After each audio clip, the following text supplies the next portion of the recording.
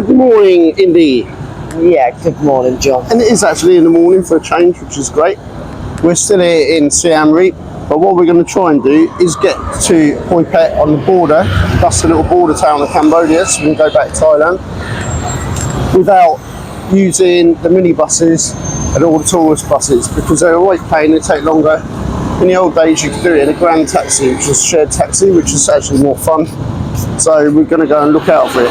Lots of people saying that doesn't happen, but that's all the people in tourist offices and stuff like that. So let's go and see. Yeah. Feeling right? No. Why? Too busy on the beers last night, were we again? Yeah. Oh dear. I need to say yeah, no. Sorry. Yeah. Right, let's go.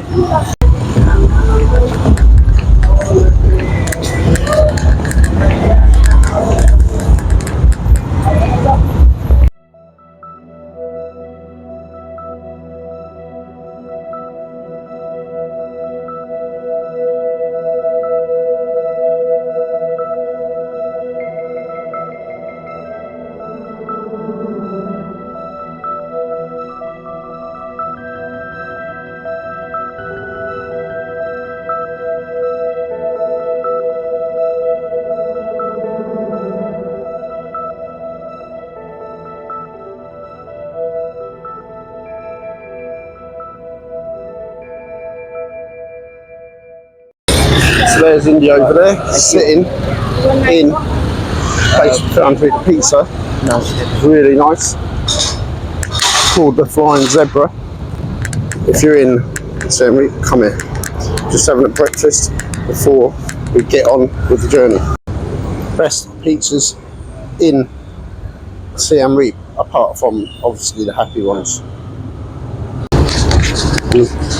I just got on a tuk-tuk to the shared taxi, about to leave now. So yeah, let's do it. Yeah, and it's $10 instead of the $18 that it should be, and we get there quicker. They told us these don't work anymore, but they certainly do. So, let me just explain how this really works. So basically, every hotel, tourist agent say that you can't get to Poipet without a bus. This is like a grand taxi where other people get on board and he shares, and you share the taxi with them. So you could end up with 6 people in the car, you could end up with just 2. At the moment, we're quite lucky.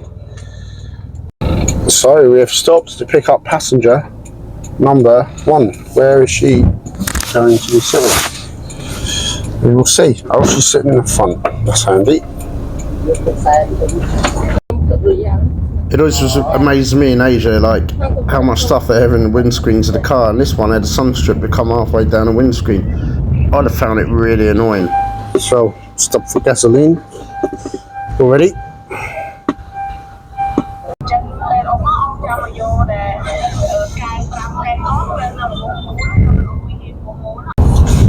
So the story of this road's quite amazing.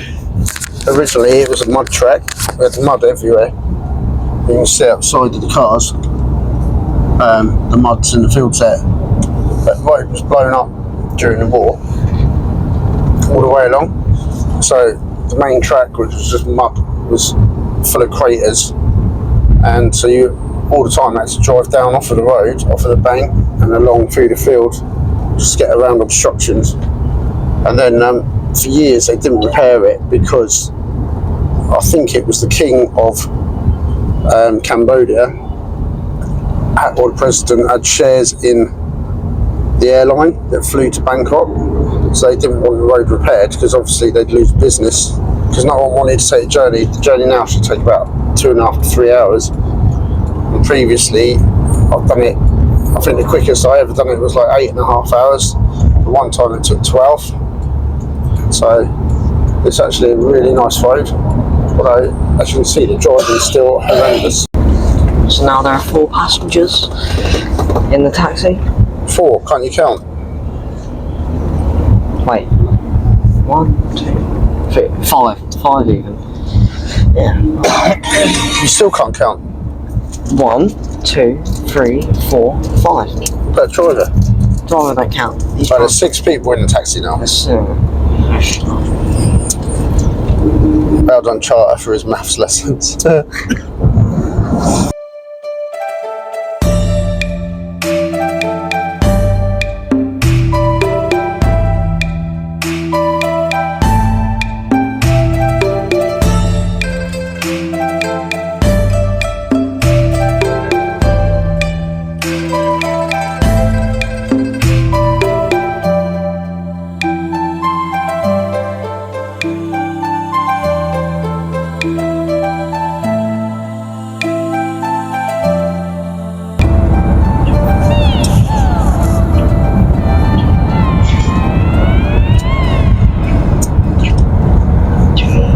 I don't see how the world could be called overcrowded, because there's acres of space, everyone's just concentrated in the same place. I think there's loads of land. But like we found out yesterday, people have to pay rent everywhere, and it's quite expensive rent. So even though a lot of this land looks barren and unused, someone will still have to pay rent to build anything there. So out the window now, you can see leftovers of the old road, and that is one of the good parts of it. You can just see it's just a mud track, not much left of it now, but yeah, it's pretty bumpy all the way. And that used to be the only road out of Cambodia for years and years and years, and that's, I say that would be the better part of it. Used to go up and down bumps and God knows what else. It was a painful journey. Say first 2 hours was amazingly funny, and then it just got worse and worse and unbearably. You had to wear masks as well. I had to wear cotton masks, so that they said if they see white people on the pickups, you get kind of what do you call it, like hijacked, which would not be good. So, we're right here by the Cambodian-Thai border, whatever you want to call it. Just arrived after a nice long car journey, and we're surrounded by people trying to sell us stuff. And yeah, it's quite a nice greeting, but I mean, it is what it is. It's quite overwhelming, but quite nice. It's really hot though. It is bad. It's burning. Make a move, John? Yeah, let's go. So this is Poipet in all its glory, and still dusty, still very hot, still people about everywhere. Not quite as bad so far as what it once was, but me and India are going to go look for a bit of food before we walk down to the border. Oh, it is hot, isn't it? Hey? Oh, it's what's his feet. Okay. So Poipet, very run down place. Everything feels second best. Markets, and it's quite a depressing place really.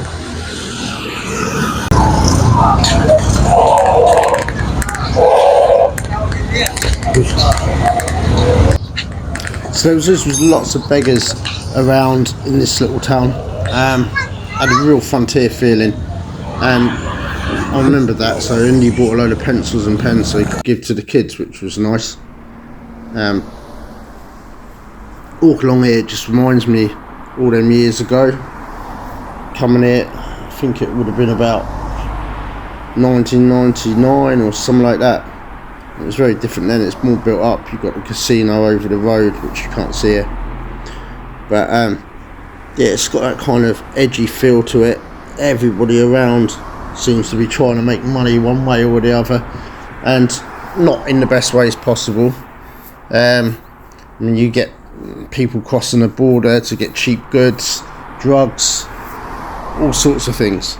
A lot of cars actually get stolen from Thailand and brought over into Cambodia. Now that's not to say that Cambodian people aren't nice. They are really kind of kind and gentle, in most cases very gentle, but it is a really poverty stricken country. The first time we actually came through this border, or I came through this border, there were beggars everywhere. People had their hands in your pockets, your bags, literally trying to take your bags off you. And in that respect, it's a lot better now, a lot better. But actually, my first time in Cambodia was actually through Koh Kong. So I came off of Koh Chang and went through Koh Kong Island. And there, my first sight, it was shocking actually. I had to cross a river, and it was like just stepping back like 50 years immediately from Thailand to Cambodia. It was so different. And there, my first sight that greeted me, I could smell the smell, and I got closer and closer to this smell, and it got stronger and stronger. It made me feel really sick, and it turned out it was This guy that had his leg blown off from landmine and it gone gangrene. You can see the maggots in it and it absolutely stunk. It was awful, to be honest. Bit of an eye opener. Did you see the little kids carrying stuff on their heads earlier? It's good for Indy to see things like this and realise how lucky he is in many respects. So, it looks like we have left Cambodia and we're now in a no man's land. Yeah, how's that feel, Indy? Wow, I'm in a land Of nobody. of no man. Of no one, nothing. They used to be the way in. John's uniquely quarantined. They used to be the way in over there. Really? Yeah. But this bit's quite quiet now. In between. Now we've got to go up this bit, I think.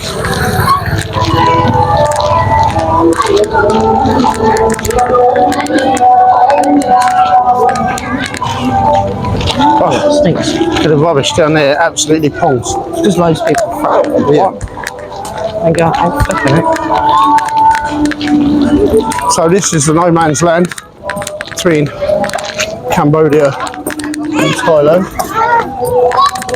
As you can see, this bit's a bit quieter than the other side. So we have no problems getting into Thailand.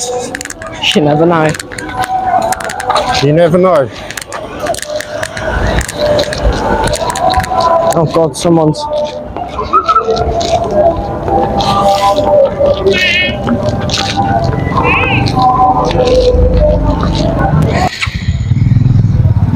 So we are now in a no man's land between Cambodia and the Kingdom of Thailand. Hopefully we won't get any problems getting in to Thailand. I don't think we should. I think the arrival side is that side. Oh yeah, we've just gone the wrong way. That's alright.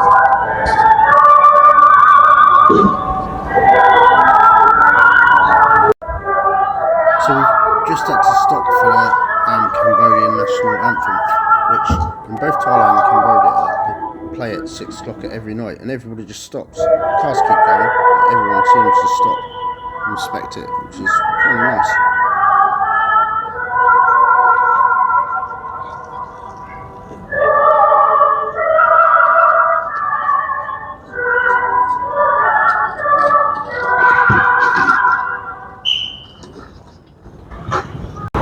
So, got to fill out these forms the old-fashioned way on the border crossing. I'm going to quickly look at the border crossing so you can see, it's pretty empty. And off we go. Yeah, I've done the back sides. Pretty simple. I don't know if you can see the sweat dripping off me. Border crossings also seem to be boiling in Asian countries and Africa and Nepal. Everywhere I've done it, water dripping everywhere. Don't understand why. Just seems to be the hottest place in every country. But yeah. We are nearly there. So it looks very much like we are back in Thailand. Or maybe not. Oh, there's one more gate to go through. And then we are there. I'm just going to turn off the camera just for a minute because I don't like it. So we have made it to Thailand, Indy. You've been there, you've survived Cambodia, and now we're out of here. Let's see if this is any more madder than it used to be. Still busy. Lots of people around, waiting for God knows what else. Just walking the road. So yeah, if anybody is interested, that is where you leave Thailand to go to Cambodia, and this is where you come out. So we're going to end the vlog there, and see you next time. Like and subscribe.